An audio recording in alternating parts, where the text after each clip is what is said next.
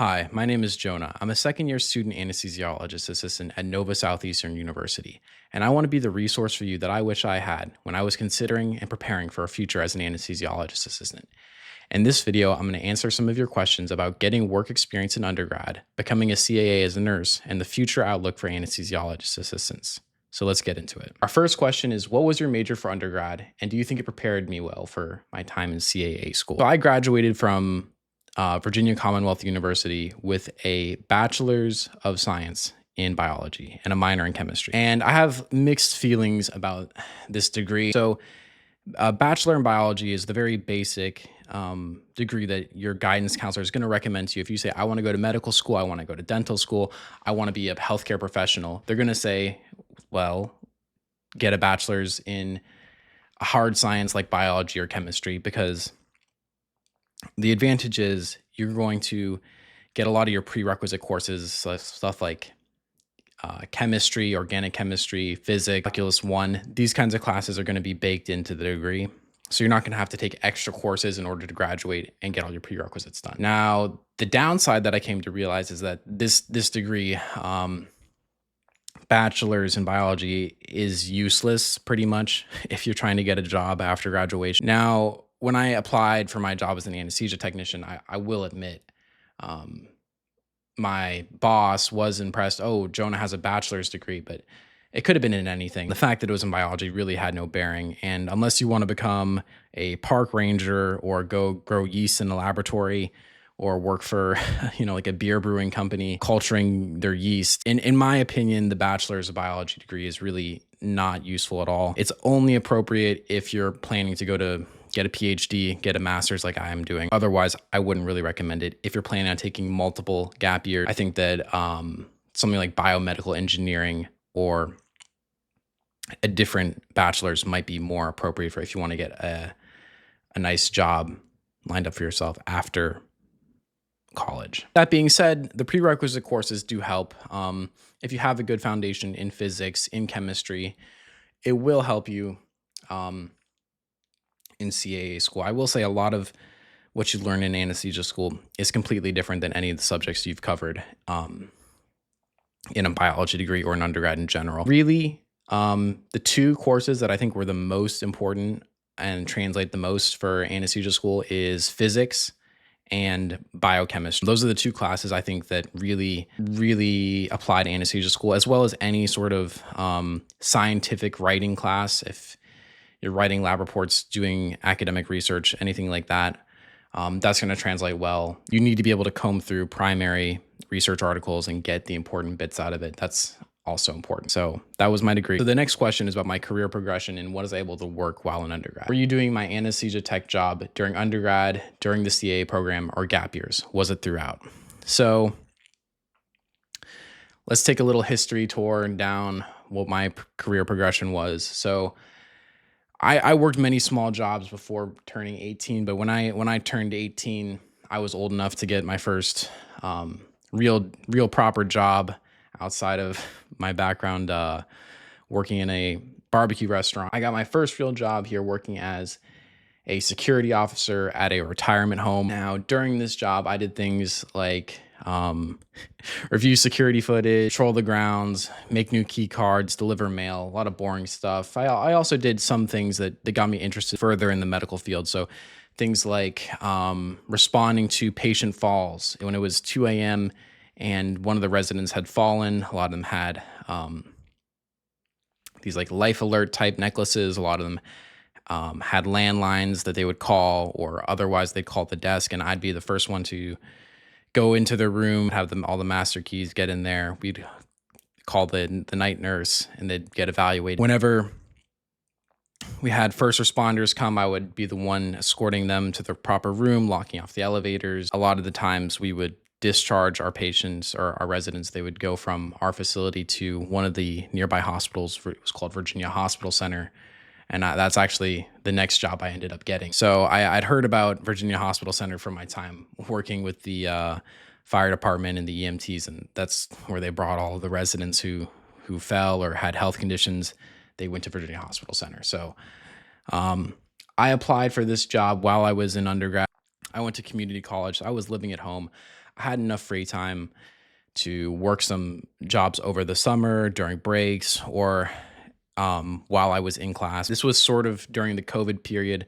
So this was when our classes were translating into from in-person classes into hybrid classes. It allowed me some flexibility that I could take a few classes online, a few classes in person, and still have time to work a job. So this was my first time working in the hospital. I was a transportation aide in the emergency department. So I would do things like take our emergency department patients over to radiology to get their CT scans. I take them up to the floor for admission, take a few of them over to the psychiatric wing of the building. I'd even do some funny stuff like when we'd have patients who were, we'll call them disagreeable. They weren't so friendly with the staff and they're harassing, these little female nurses.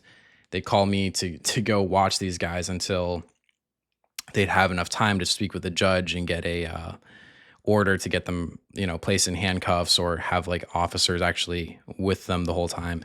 That process might take 45 minutes and watching over some of those patients was also part of my job. But this was where I was able to get my introduction to anesthesia. We were a level 2 trauma center. When we had a motor vehicle accident or a fall or whatever, anesthesia would come down as part of the trauma activation, and they would be at the head of the bed, ready to take the airway if it was necessary, ready to rush to the OR if necessary. I viewed my first intubations here done by the ER physician during codes primarily. And this is where I got my actual OR anesthesia shadowing. So what I did is when some of the anesthesiologists would come down, I would ask them, hey, can I shadow you? And I got told no. The truth is getting shadowing is hard. It's a big ask. And so they said no. After getting a few no's, what I did is I went into my work email, had a big registered database of everyone who was employed by the hospital. And I wrote a cold email to, I think, 40 CRNAs who worked there asking for shadowing. And with 40 emails, I got probably 3 replies after waiting 1 or 2 weeks, agreeing to come let me shadow. And it wasn't until I was actually there in the OR, with my fancy blue scrubs on that they asked me, oh, when are you applying to CRNA school? And I explained, I'm not a nurse. I'm not going to CRNA school. I got a few dirty looks after that, but hey, shadowing is shadowing, and it really helped my application. The nurse supervisor, or like the charge nurse for the emergency department, wrote one of my letters of recommendation. I got, I think, 20 hours of anesthesia shadowing here, and it really reaffirmed my desire to move into the profession. So this is the job I had while I was in school. And then after graduation, that's when I started applying for more medical jobs. I was looking at becoming an ER technician. That's someone who places IVs, collects labs, does things like that in the ER. I was also applying for jobs as an anesthesia technician. And at the time, I was trying to weigh which would be better, anesthesia technician or ER tech or clinical tech. And my thinking was that as an anesthesia technician, I'd probably be primarily working with equipment. I wouldn't be doing much patient care, and that an ER tech might be more valuable because of that. Now, having actually been an anesthesia tech, I can say that it was the best thing to prepare me for being a CAA. There's no substitute for being in the OR and getting to see and work hand in hand with anesthesia, getting to see the good, the bad, the ugly.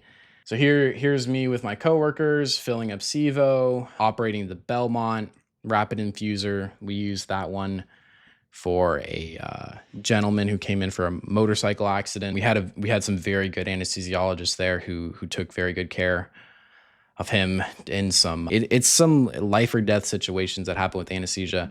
A lot of people don't realize it's not always about putting people to sleep for surgery. Anesthesia is really, the real job is providing life support for people who are in very critical condition, and also the anesthesia on top of that. And then this is central line. So that's a big catheter that goes into the neck here. I would scrub in and help set up this sterile tray. So the residents who were learning to place these lines, they could have everything laid out for them and have everything ready to go. So we'd have the attending anesthesiologist at the head of the bed operating the TE to look at the lines going in with ultrasound through the heart. And we'd have the residents also scrubbed in, actually placing the lines in and putting these catheters all the way from the neck into the heart. So this is for cardiac anesthesia, really one of the highest levels of anesthesia that you can do, and something that I'm looking forward to doing myself in a few months here at my next clinical rotation. And so that was my time in DC. So that was a job that I worked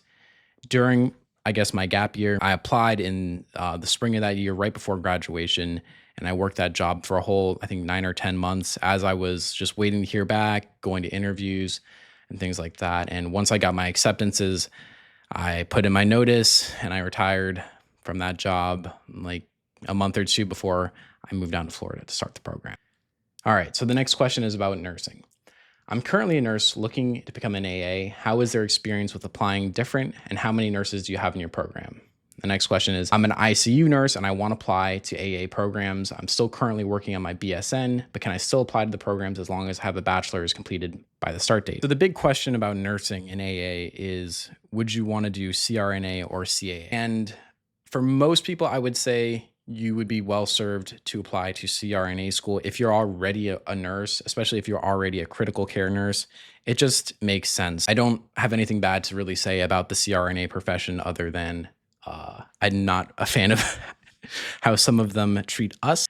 I would say that a nurse is well equipped for AA admissions as long as you have those prerequisite courses, which I don't know if it's part of getting a BSN, but you might have to go take those on the sides, your organic chemistry, your physics, your calculus, things like that. You might have to go back and take those. I know that in my program right now, we don't have any current nurses. We have, a respiratory therapist, a paramedic, some other technicians, anesthesia techs. We don't have any nurses. I know that we did accept a few nurses in our last admission cycle, but for whatever reason, I don't know if they went to another campus, they went to another program, they didn't end up with us this year. But a nurse would be well equipped to be an AA. I have one of my friends, I met him at the gym.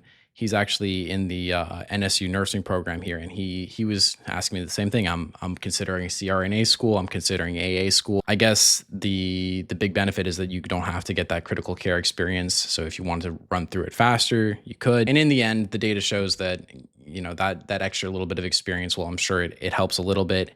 Once you're in the career and you're working, there's no difference. Can you apply before you've graduated? So the answer is yes. As long as all your prerequisites and your degree is completed by the time of matriculation, you can apply as you're in your last year of your degree. That's not going to be a problem. What types of clinical experience, in your opinion, would make you seem like a good candidate for CAA admissions? And also, would you say that the CAA profession is expanding, and will there be demand in the next 10 years? So coming into the first half of this question, let's think about what kinds of experience is good for CAA. So the general rule of thumb is the more responsibility you have over a patient is the better the experience. So anything that's a credential provider is going to be of the best experience. So things like respiratory therapy, EMT, RN, any of those like credential providers, that's going to be really the cream of the crop. Below that is things like clinical technicians, things that require a certificate, things like MA, EMT, CNA, those kinds of things is going to be second in the list. And then anything below that is just like unit secretary, anything where you're just in the medical field but not necessarily providing direct patient care. Something like anesthesia technician is an interesting mix because you're not really providing patient care, but I would rank it probably pretty high on the list just because you already have knowledge about anesthesia equipment. You're already working with anesthesiologists. And plus, those can be the people that write your letters of recommendation.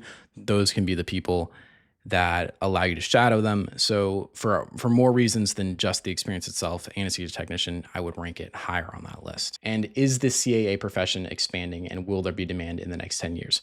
So there's two things to think about here. What is the overall demand for anesthesia? Which it's going up. It's plain and simple. Demand for surgery is going up. There's new surgical techniques invented each year. We have an aging population in the U.S. And following the whole deal with COVID, a lot of senior anesthesiologists and anesthetists and CRNAs, they are all going into retirement. So that leaves a vacuum. It means that CAA is very in demand right now. Anesthesia in general is very in demand. That's why we have the sort of boom we're seeing right now with locums and travel anesthesia. And in the next 10 years, we're going to be just fine. There's going to be plenty of demand. This job's not going anywhere but up. Specifically for CAAs, we're getting new states all the time. And as we have more CAAs graduating, we have new education programs graduating more and more CAAs. That means we actually have the manpower to go and fill these other states. Because you look at a state like Washington that just opened up and no one is working there yet. No CAAs are working there yet. As we have more and more graduates, we'll be able to actually occupy those states, and that'll lead to the expansion of the profession throughout the West Coast. With new states coming in, it's happening. It's just slow but steady and takes time, but the future is looking just fine for CA. All right, so that's it for this episode. I have some more questions I'll be getting to next time, so make sure to subscribe, and I'll see you then.